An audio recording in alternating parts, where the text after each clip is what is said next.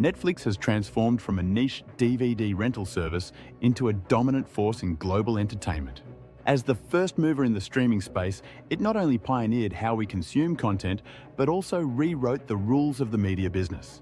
Today, with more than 270 million paid subscribers, Netflix is arguably the most recognizable name in digital entertainment. But the big question is this: does the stock still present a compelling investment opportunity? Let's begin with the fundamentals.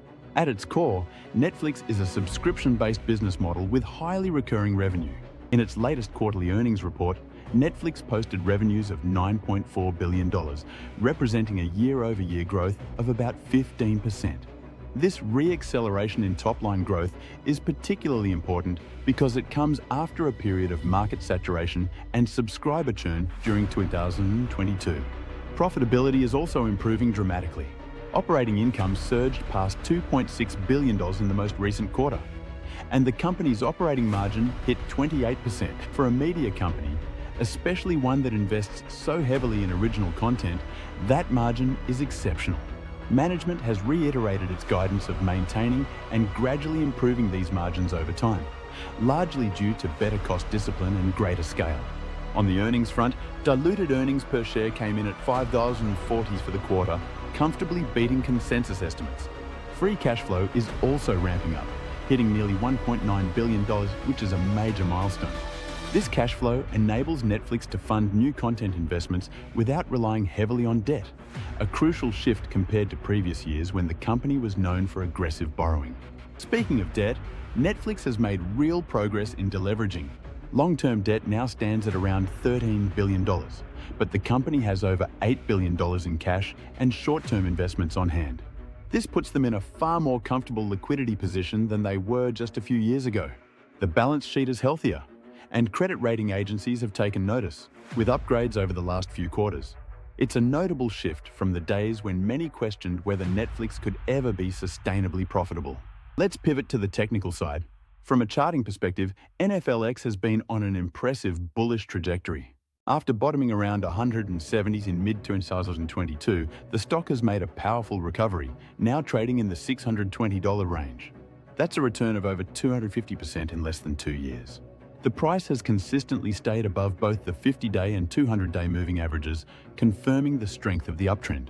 The recent formation of a golden cross, where the 50-day moving average crosses above the 200-day, is traditionally viewed as a strong bullish signal by technical traders. Moreover, volume patterns suggest institutional accumulation. On up days, trading volume has been significantly higher than on down days. This supports the idea that large funds are positioning for continued upside. The Relative Strength Index, RSI, is hovering around 63, which is bullish without being overheated. It suggests there's room for further upside before the stock enters technically overbought territory. Short interest remains low, which further reinforces the strength of the bull case. Now let's take a deeper look at risk factors. One of the biggest concerns investors often raise is competition. Netflix may be the largest player in streaming, but it certainly isn't the only one. Disney+, Apple TV+, Amazon Prime Video, Hulu, Max, and YouTube Premium are all fighting for consumer attention and dollars. These competitors are well capitalized, and many of them can afford to run streaming services at a loss to build market share. However, Netflix holds some key advantages. Its scale allows for much more efficient content spending. It also benefits from first-mover advantage and a globally diversified user base. Importantly, it's also algorithmically more advanced than most of its rivals. Netflix's content recommendation engine drives user engagement in a way that few other platforms can match. That drives lower churn and longer average subscription duration, both of which are critical to financial performance. A second risk is content fatigue. Some critics argue that the platform's hit-to-miss ratio is declining, and with the sheer volume of original content being produced, it's easy for users to feel overwhelmed. However, recent hits like The Diplomat, Baby Reindeer, and Three Body Problem have shown that Netflix can still deliver culturally relevant, critically acclaimed content that drives engagement and retention. The company is also innovating its revenue model. The ad-supported tier, which launched in late 2022, is gaining traction. Initially met with skepticism, the ad-supported model is proving to be a success. It now has over 40 million monthly active users, and the average revenue per user, ARPU, on this tier is nearing parity with the standard plan. That's a huge development. Not only does this model unlock a more price-sensitive demographic, but it also opens up an entirely new revenue stream: advertising. Netflix is already partnering with major brands and using data-driven ad targeting to monetize effectively. Another smart move has been the crackdown on password sharing. Though controversial at launch, the policy is boosting subscriber counts and ARPU. According to management, over 30 million households were sharing passwords globally.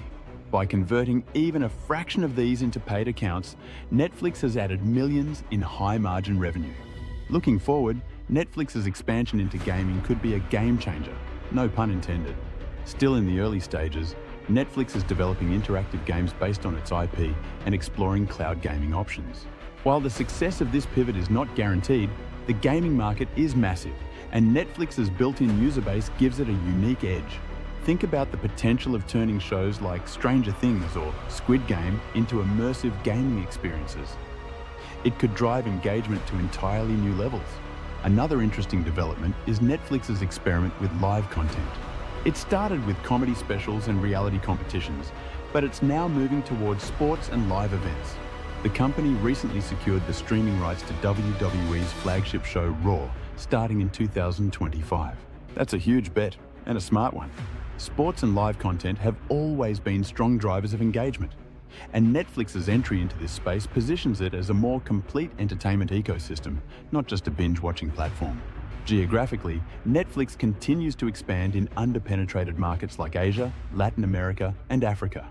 In India, for instance, the company recently slashed prices and bundled content more effectively, leading to a significant uptick in new users.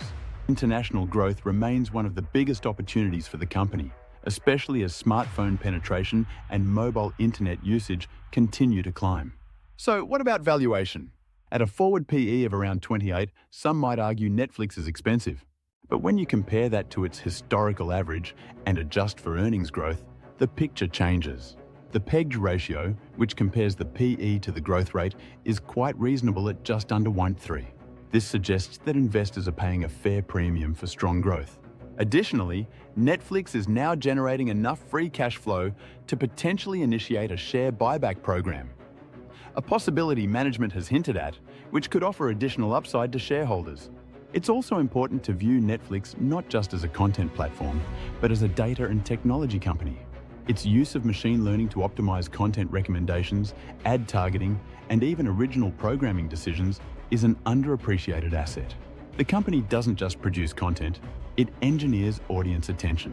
That's a valuable capability in an increasingly fragmented attention economy. In summary, Netflix is a company that has not only weathered the worst of the streaming wars, but emerged stronger. It's more profitable, more disciplined, and more diversified than ever before. The business is generating consistent cash flow, investing in new growth avenues, and expanding its global footprint. From a technical perspective, the chart looks solid. From a fundamental standpoint, earnings are strong, margins are improving, and revenue streams are expanding. Risks remain, as they do with any stock, but they appear manageable and well understood.